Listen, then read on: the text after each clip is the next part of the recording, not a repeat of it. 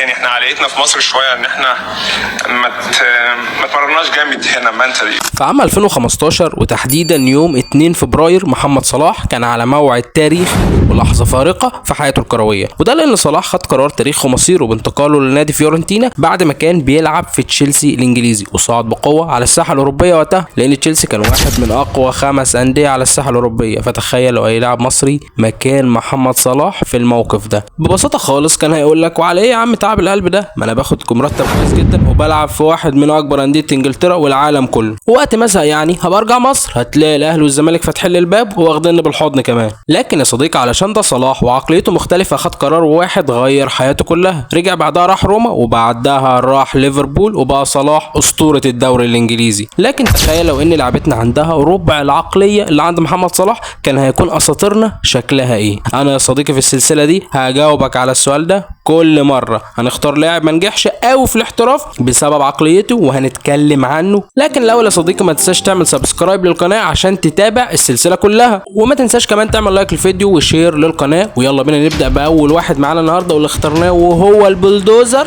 عمرو زكي.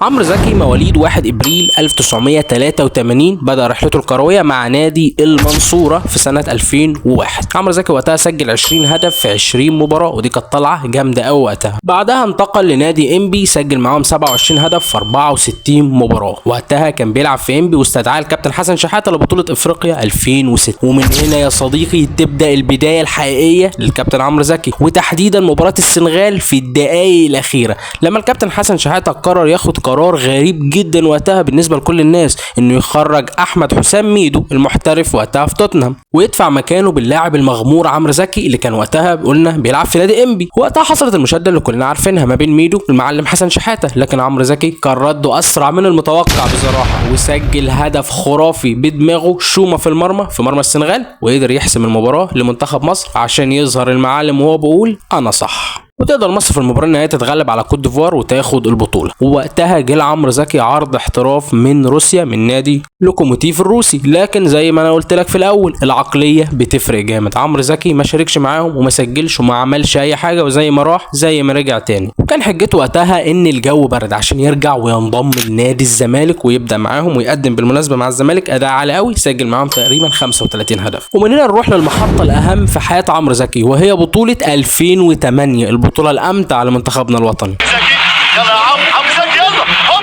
عمرو زكي وقتها لمع بشكل كبير، لمع في مباراة زامبيا اللي سجل فيها هدف، ومباراة انجولا اللي سجل فيها برضه هدف وكان حاسم بشكل كبير. لكن بقى المباراة الاهم كانت قدام كوت ديفوار. تخيل دروجبا قدام عمرو زكي. عمرو زكي زي ما احنا بنقول كده شد البساط تماما من دروجبا، الراجل بيسجل هدفين احلى من بعض. الهدف الاول بدماغه عملت بلياردو في المرمى، والهدف الثاني بتمويهه عالميه وتسديده صاروخيه في المرمى، عشان كل الصحف العالميه تبدا تتكلم عن اللعيب اللي خطف الاضواء من دي دروجبا نجم الدوري الانجليزي. ويفوز عمرو زكي مع منتخب مصر والجيل الذهبي ببطولة 2008 عشان يصحى الشعب المصري يوم 8 يوليو على خبر تاريخي للكرة المصرية. عمرو زكي بيوقع مع ويجن الانجليزي.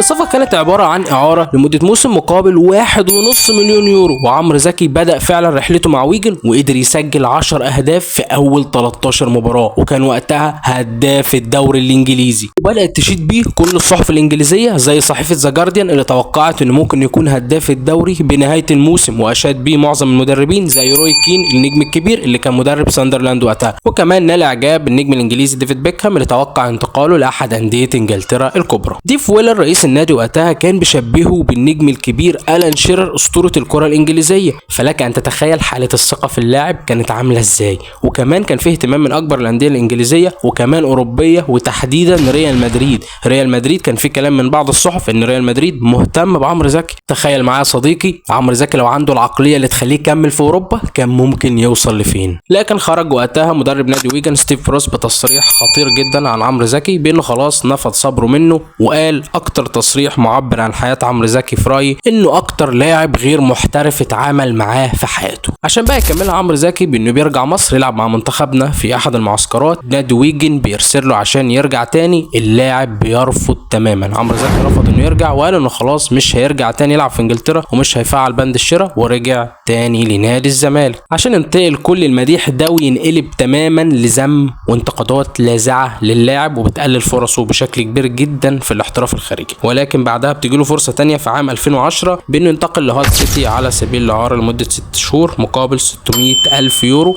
بالفعل خرج ولعب مع هال سيتي، لكن كانت تجربه فاشله جدا، ما قدرش يسجل او يصنع او يعمل اي حاجه ورجع تاني نادي الزمالك.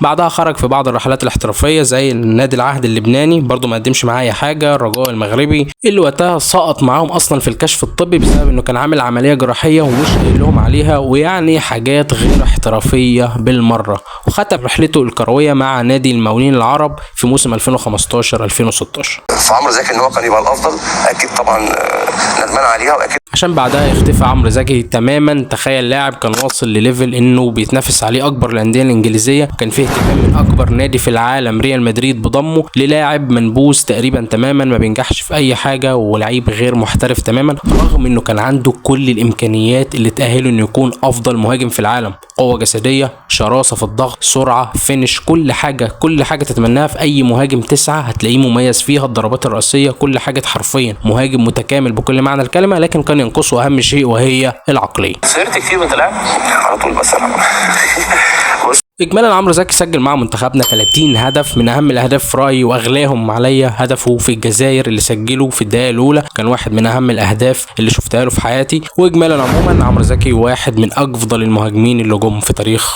الكره المصريه. ما تنساش تقول رايك في الكومنتات يا صديقي. حابب نتكلم عن مين الحلقه الجايه؟ ما تنساش تعمل لايك للفيديو لو عجبك، اشتراك في القناه وشير للقناه عشان نقدر نوصل لاكبر عدد ممكن. وشكرا جدا ليك، سلام.